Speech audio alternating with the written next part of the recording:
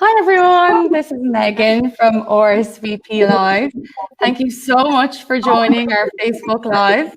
I'm joined here by three wonderful women who all have very different stories, but a lot in common in that they've all underwent an incredible weight loss journey. I think weight loss is something that all women really have in common. Everyone has tried some sort of fad diet in their past or has underwent some sort of weight loss journey, be it for their wedding or after a pregnancy, whatever you have it. So everyone has a story and a journey of their own, and we're here to just share some tips and tricks that these women have learned along the way and find out what it is that worked for them, how they've lost so much incredible weight, and how we can all do it too. So we've got Yvonne Cullen, who has lost a lot of weight, Annette Fitzgerald, Sarah Burke. All of you have lost a lot of weight and have had such an incredible journey. So Sarah, if you can start with you and you can tell me a little bit about how your weight loss journey started. Okay. So mine started, I was actually thinking about this before I came on, I'm at this a long time. This is really long. So 2012 was when I really started. I wasn't actually going on a hen party. I decided I wasn't going to go because I was too overweight. It was a cousin's hen party. And then my sister got pregnant and she couldn't go. And she's like, you have to go as one for the family. Like, there's nobody else going. Like, and I was like, okay, I'll go. So I went on that hen. And that was the moment that I was like, okay, this has to change. After the hen, it wasn't actually for the hen. So I went on the hen, and the hen parties are very much so like everyone's color coordinated nowadays. At that time, it wasn't really out, but it was kind of like a shock to the system when they said you all have to wear this color, because they said yellow, and I was like, I'm a size 22, 24. Like, what? Like, where am I going to get yellow? Like, black you'll pull off, red, yellow. I was like, yellow. So anyway, a long story short, I went on ASOS, got a dress. The dress came, and my nan lived with us at the time. Like, she's 92 now, like, but she lived with us at the time, and she's like, is that a joke? I was like, what? She's like, oh, no. Is that for the stage? And I was like, no, like, what are you on about? I was like, this is the dress. And she was like, oh. And I said to my mom, like, I'm actually mortified. I was like, there was no other yet. Like, it was impossible to get the yellow dress. Anyway, it was a little bit big. So I brought it to the dressmakers, got it changed, taken it a tiny bit. Went to my sister's salon, showed them, because I was like, oh, it's actually nice now, it's taken in, like, it's lovely. And the girl that was getting her hair done was like, oh, that's brilliant, what's that for? And I was saying a hen party. She's like, oh, I thought you were making a joke of it. And I was like, oh my God. But I had to wear it, and I went on the hen, and I was the life and soul of that hen party, and I had a great time, but inside I was crying. Like, I was like, inside, this is desperate. Like, I was only 20, 21, like, at the time, and I was like, this is just awful. And I came home, and I didn't even wait. I came home, and I was like, this has to change. So that was my moment. The yellow dress forever. I actually got rid of it, but like, I should have kept it because it haunts me to this day.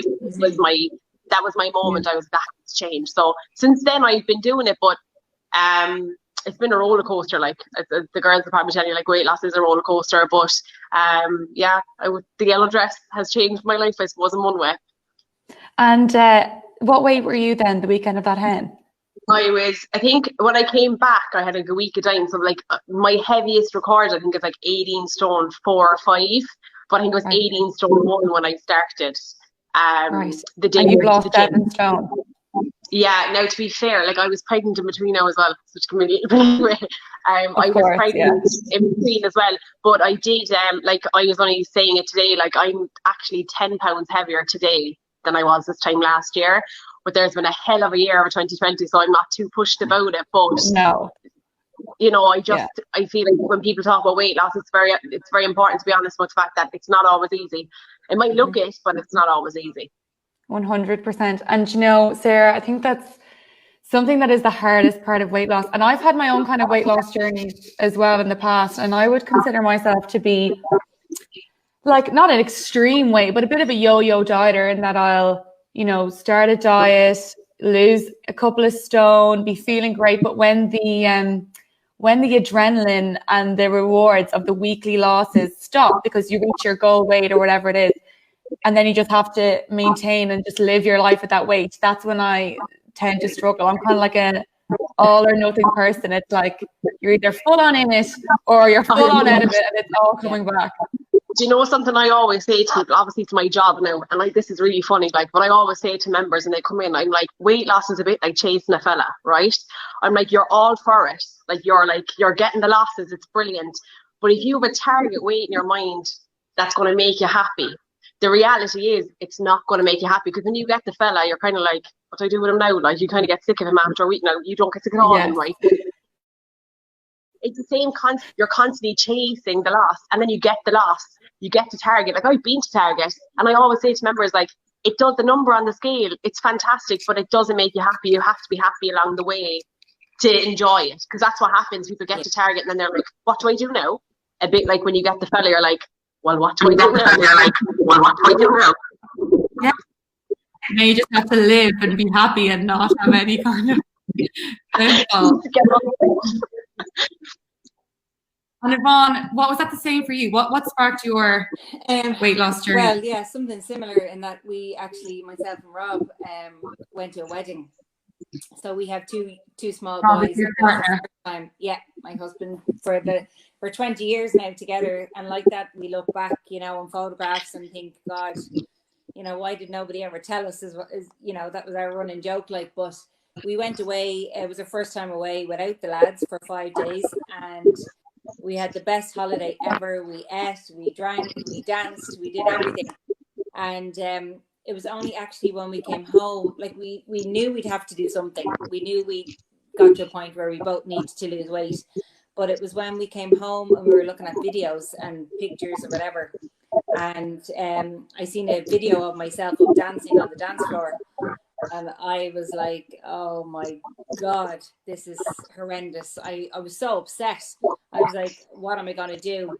So I said, that's it. We had a week of just kind of feeling deflated and just upset with ourselves or whatever. And then just said, that's it. I'm doing something drastic here. If I want to see the lads grow up and be healthy and fit and whatever else, and we have to be role models. So we just said, no, we have to do something. So we just changed from that day, and that was in August 2016. So yeah, it's been a busy 4 years. It's as you say, Sarah, it's hard, it's constant, you're up, you're down, you think, why am I doing this? What is it all about? And it's very hard. Every day is, it obviously you have good days, but it's constant. It's constant all the time, but glad now that the weight is gone. And like that, it's just trying to keep it off now and be happy with what's off. So that's the main thing. Yeah. And how have you found keeping the weight off over the years? I suppose it's like that. It's still a constant juggle all the time. You're watching all the time. I suppose not that I watch particularly what I'm eating, but it's just more of, I constantly think back to, is this where I want to be? Like I say, it's all about the chase, and then you get to where you are and you're saying, is this it now? Is this what I am? But finally, like, kind of get to a point where you are happy, and you're happy with what you're eating, you're happy with what you're wearing, you're happy with how you look. So I think that's a motivation for me. It keeps me going every day. Yeah. And Annette, how did your weight loss journey begin? Yeah, I'm kind of the same. No, I was always a yo-yo diet. Like, I'd lose it and put more back on, and it was done like that. And I suppose last year, actually March 19, my daughter's communion was coming up with me, and I had been in Cork all day and went from Brown Thomas to Pindy's. Nothing. I could find nothing, and I was just so upset about it, And I came home and I spotted the Middleton Health Club, and I started there. And between that and the May weekend, I had been down with exercise. And to date now, so just after Christmas, I was down 3.5 stone, and I have kept it up since. Bob was like, which it wasn't too long. But feeling great, more energy and everything, and like that now. I have 2 young kids as well, and sure, I wasn't able to do anything with them, I just didn't have the energy to go out playing with them, but now I run around the garden with them, no bother, like, and they're loving the new me, It's just brilliant. Yeah. And so Sarah, you kept it up for so long. The biggest challenge for you in terms of keeping the weight off? Like, as I said, I'm 10 pounds heavier now since last year. I just think that I'm an emotional eater. And I'm happy. I always say to people, I will, you know, people talk about addiction to drink and drugs, and I will always be addicted to food. And I am. And I know I joke about it and we make fun of it and stuff, but, you know, if I start, I can't stop. Like, if I start with crap, I can't stop. And I suppose the hardest part for me, and it's something especially with 2020, it's been so challenging for everyone, but I've had a bit of I've had a roller coaster every year.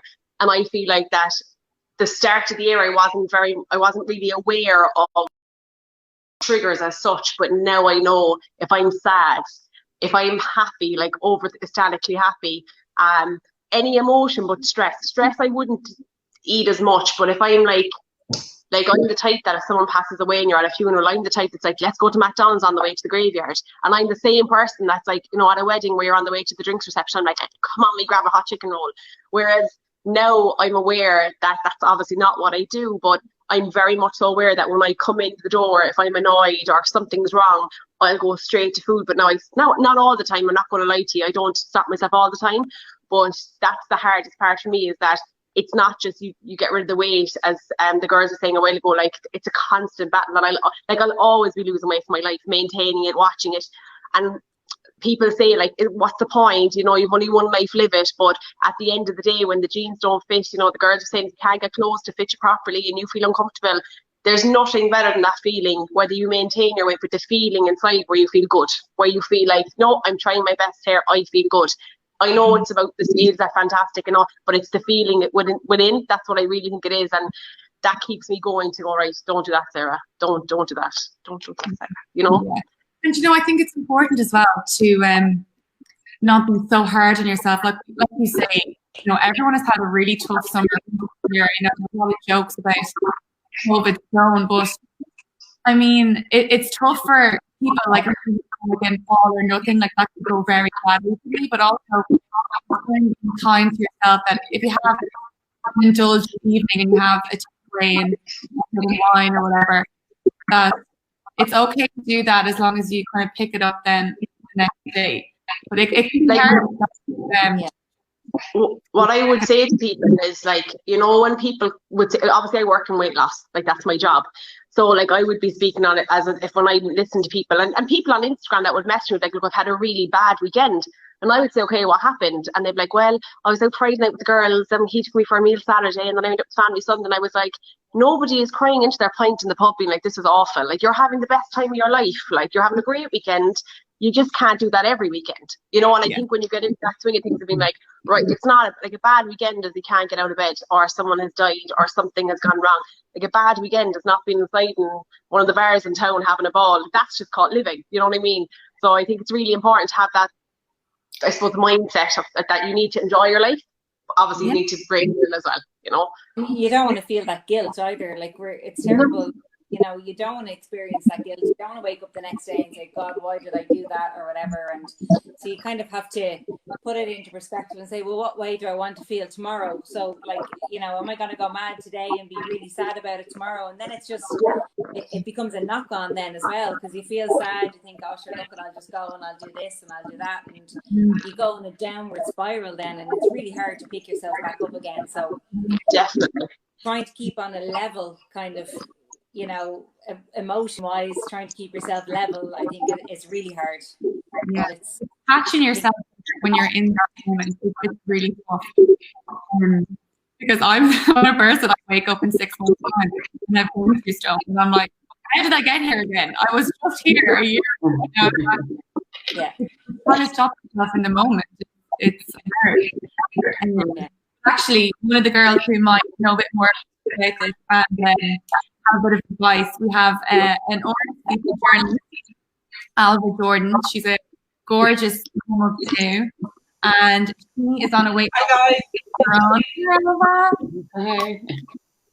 So I don't know if you followed or not. Alva has a fabulous weekly weight loss walk that she started a few weeks ago. If you like to keep us up to date on her journey, you can fill us in more, Alva. Hi Megan. Hi ladies. Sarah, Annette, Ron. Hi, how are you? You're all such an inspiration, you know. Yvonne, I actually watch I'm a big fan of yourself and Rob, you know, on Instagram. I've made more than one or two of your recipes, so it's great to it's great to be chatting, in a group with you. Yeah, I mean, I'm at a difficult place in my weight loss journey. I decided, during the pandemic, I did put on weight. I've gone up 2 stone actually, and so I'm at that point now where I'm trying to motivate myself, to get back in shape. And it's not just about losing the weight and looking better, although obviously, that is a big part of it. But, it's about confidence, and it's about wanting to have more energy, and, like you were saying, Annette, being able to do things with the kids. I mean, I'm still pretty active, I have 2 young kids. I have to be. But I would be pretty active. But obviously now, the gym's closing down. Like that's one of the things I found really hard. So I've been writing about my weight loss journey, and I'd love to hear any tips. I mean, I've already heard some great gems from you guys on how to keep on track and keep motivated. Like one of the things I struggle with, I think, is being okay. Like you were just saying there, Sarah, I am a bit of an all or nothing type of person, and I said it in my piece last week. And I feel that when I fall off the wagon, I can eat a biscuit, or like get a takeaway one night or something, and then just go, oh, it's all gone to hell. That's it. Oh, I might as well just go back to square one. And that's one of the things I struggle with. So I suppose it's just about finding ways to cope with that. What do you guys think?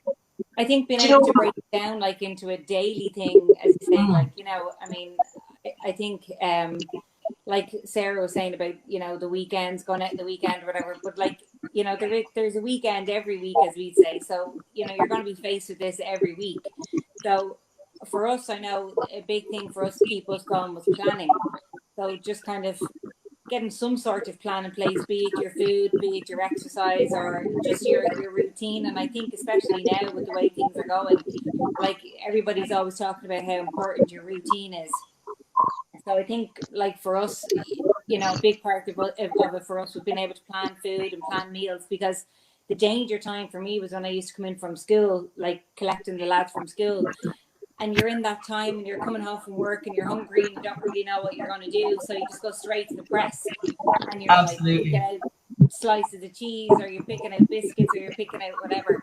But I found then, like as time went on and as things changed and you had a plan, I used to come in and just go straight to start making that, or, I had an idea of what was happening. So I didn't feel so lost for the hour and a half in between. And I suppose maybe gave myself something else to do in the time rather than hanging around. So it's just about kind of, I suppose, being able to change your habits as well. And it's about having those ingredients in the fridge as well, isn't it? Like that's the worst thing. The planning. I mean, I did find that in my first couple of weeks when I started making proper shopping lists and, trying to plan meals a bit. I mean, you just find that you have the stuff there to make something healthy. It's actually not that big a deal. I think more diets are broken by people going to the fridge and finding nothing in it and just not having the energy to go down to the shop and buy something, Yeah. Or even people say, like, God, I seen a lovely recipe and then I seen there was about 30 ingredients in it and I was like, no, you're okay. So like even things like that would put people off, like, So just kind of smaller for us, like smaller meals, as in stuff that we knew the lads were going to eat as well. So we didn't go too extravagant on things. So that's just that, like doing one meal that everybody's able to eat, and kind of took off a little bit of the pressure when you come in, I suppose, Yeah. Like it's sorry, yeah. For me, no, I to be honest, I don't find it very hard now to keep on track, to be honest. I suppose I only started last March. So once you're planning, you have everything, you know what you're going to eat for the day, the week, whatever, like once you've organized, everything is ready. I feed my body every couple of hours so it never goes hungry.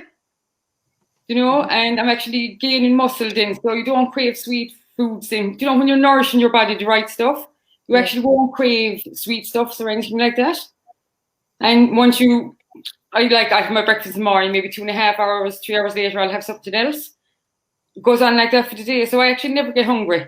Yeah. If I do, I'll drink a pint of water, and it'll either take it away or I'll say, right, I have something now. And more often than not, it's water I need. You know, it's not actually hungry. And like, I have my meals planned out for the day. I know what I'm going to have for the day. And what I eat, the kids eat. Yeah. I mean, that's a good habit for them, isn't it? You know? Yeah. You know, it's great, and like it's probably the best way to avoid raising fussy eaters. Yeah. Just feed them what you're having, and even to get them to help you. You know, and they love that they'll eat them because they know they have made it themselves as well. Yeah. You know, they're invested. They have. But yeah, look, once you're nourishing your body with the right stuff, once it's going in right, you forget about all those cravings. Now, don't get me wrong, I'd still go out for my weekend when I can, and I'll just start back and track the following morning. You know, I don't beat myself up. You know, when I go out. You know. Yeah. I do find that the key for me that's worked as well is that you need to eat food that you enjoy. Yeah. So I remember doing like diets before where someone would say to me, you have to have this, and I'm like, that's fantastic for 2 weeks and I'm amazing and I look unreal. And then after 3 weeks, I'm like, but that's not going to work for life. Like that, I've got a little boy before as well. So what I find that really helps, and it just might help with the week ahead, is I always say to people, sit down and write out like the 7 breakfasts that you love. Nothing now to do with like dieting, 7 lunches that you love, 7 dinners you love. And then I suppose for me, I do Slimmer World. So I just adapt them then to the Slimmer World way. That's literally all I do.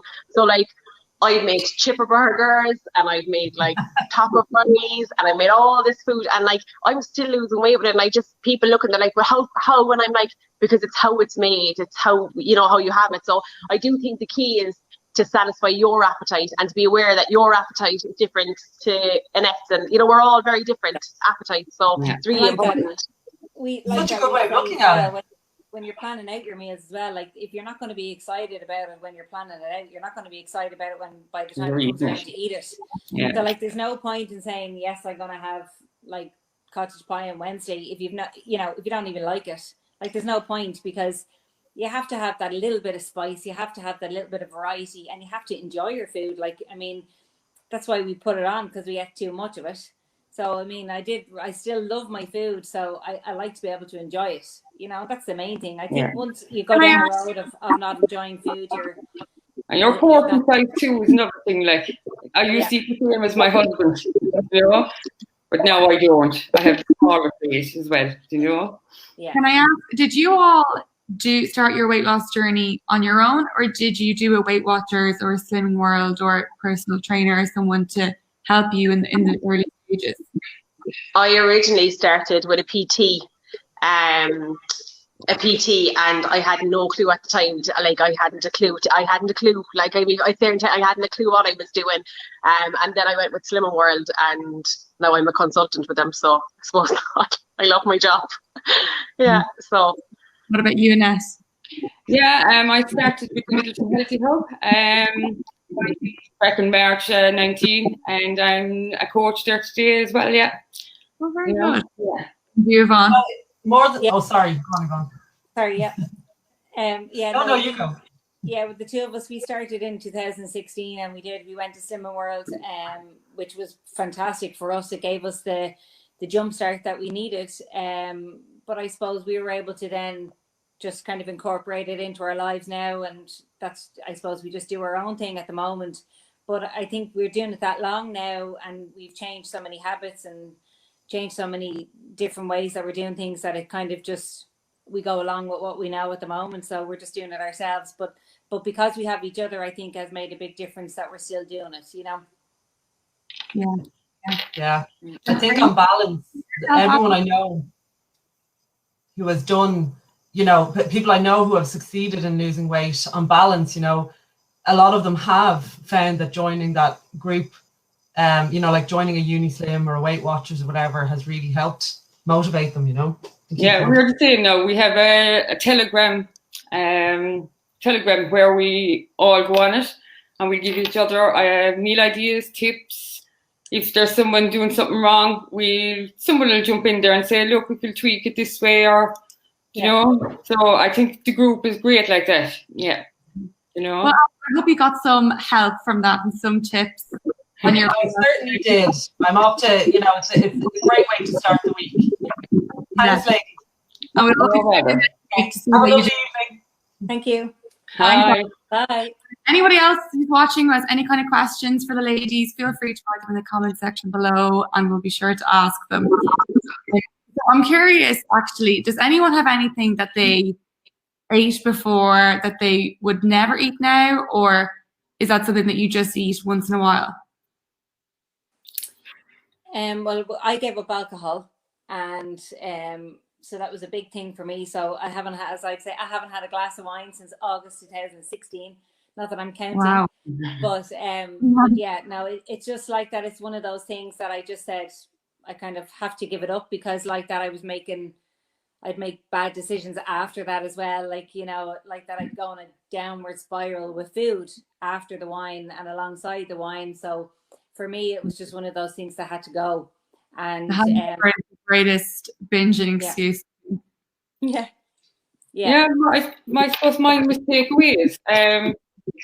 Maybe once or twice a week we used to have takeaways. Now the legs might have it, but I don't have it.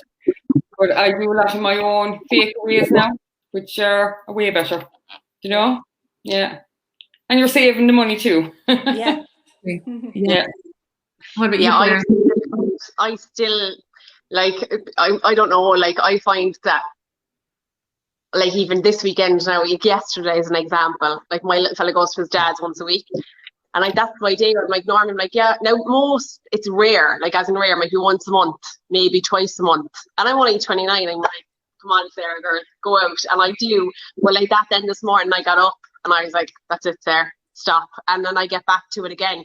But I think that the minute that's part of the reason why I do that is because I'm like, I don't know how long more we're going to get. I'm like, when am I going to get out next, you know? And like that, I live on my own with him as well. So I find like the weekends can be very long, and, you know, when you're in home on your own, and like that, I do a lot of takeaways and I do all that. But then I do, like, I would never not have stuff. I still do have my odd, I won't say my odd drink now because I'd have a few drinks tonight, but, you know, I still find the balance. I know what works for me. I know what I can get away with, and know what I can't get away with, you know? Yeah. Watching this, Black Alba has put on weight over the summer in lockdown, gyms are closed, what have you, and it looks like we're into another one.